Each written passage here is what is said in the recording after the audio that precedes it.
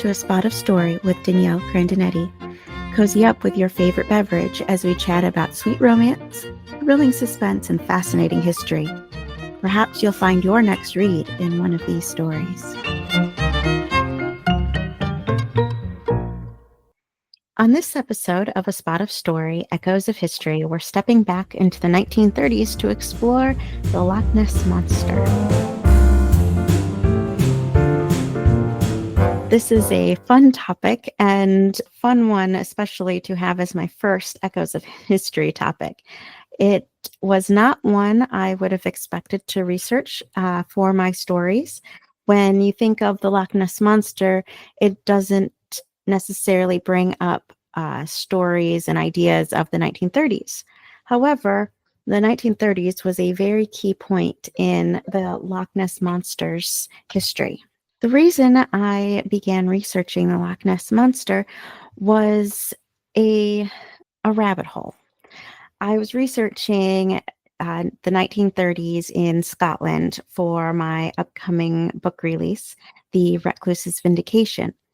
As I was researching big news events that was happening at the time that I planned to set my story, which was in 1933, I planned to have my main character rescue children out of Nazi Germany at the time. My hero was falsely accused of murder. However, he does have blood on his hands as he rescues children out of Germany, and he will do whatever it takes to accomplish saving the innocent. Out of that, he sees himself very much as a monster. But before I delved too deeply into that, I discovered the rumor of the Loch Ness Monster had a significant turning point in 1933. The fact that I already had my story planned for 1933 and I discovered this, the pairing was way too good to pass up. The Loch Ness Monster, according to the British Online Archives,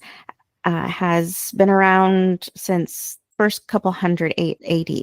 So it's been around for a very, very long time. That's perhaps its first, where the legend and the myth of it began.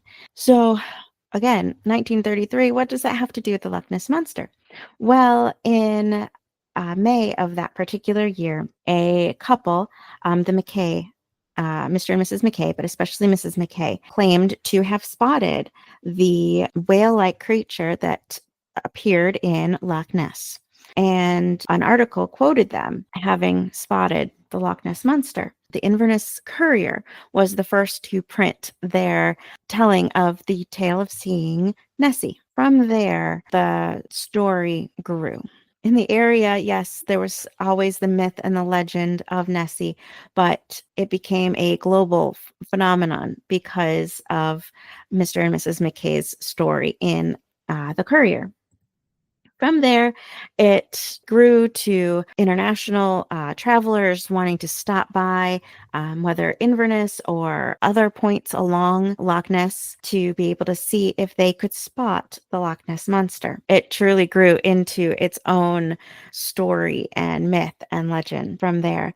In the years since, as technology has changed, they've tried sonar and other ways of trying to see if they can spot the Loch Ness Monster, to track it down. There are reported pictures of the Loch Ness Monster that are wrapped up in the stories and myths as well.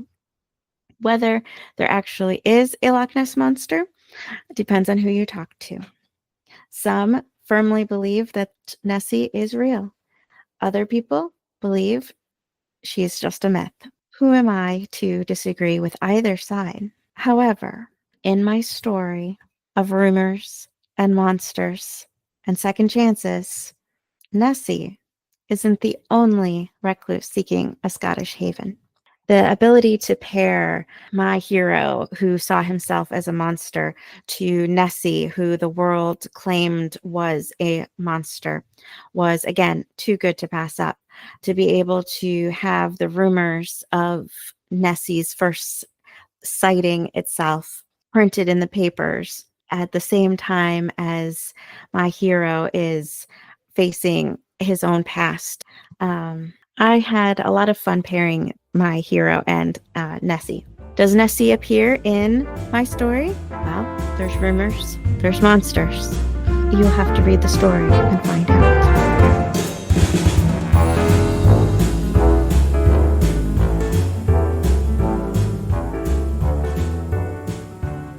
A little about the story itself. The Recluse's Vindication is set in the fictional town of Bidfeld, Scotland, in the Scottish Highlands. In, again, 1933, falsely accused of murder 16 years ago, American cowboy Benjamin Ford has chosen to hide out in the Scottish Highlands.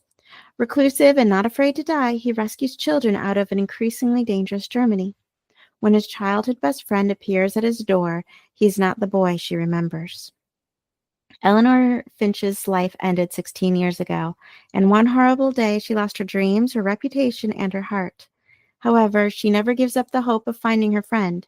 So when she learns of Ben's whereabouts, she leaves all that is familiar to convince him to return home. But Eleanor is not the only person searching for Ben. Hunters follow her trail. The thin veil of gossip and rumor may be their only chance of a future, unless the Loch Ness Monster is real, after all.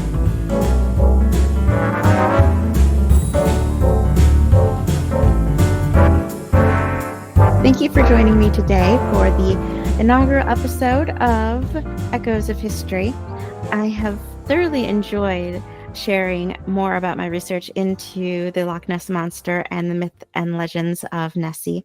I loved being able to put the rumor of her in my story. If you will jump over to my website and the post in this particular episode, I will put a couple links to the research that I conducted so that you can read more about the stories themselves, both from the Inverness Courier as well as the History Channel, which always has some really fascinating points on history. I look forward to our next historical event, and be sure to grab a copy of the Recluse's Vindication so you can see the rumor of Nessie in action.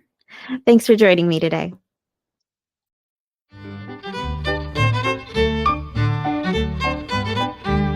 Thank you for listening to A Spot of Story with Danielle Grandinetti.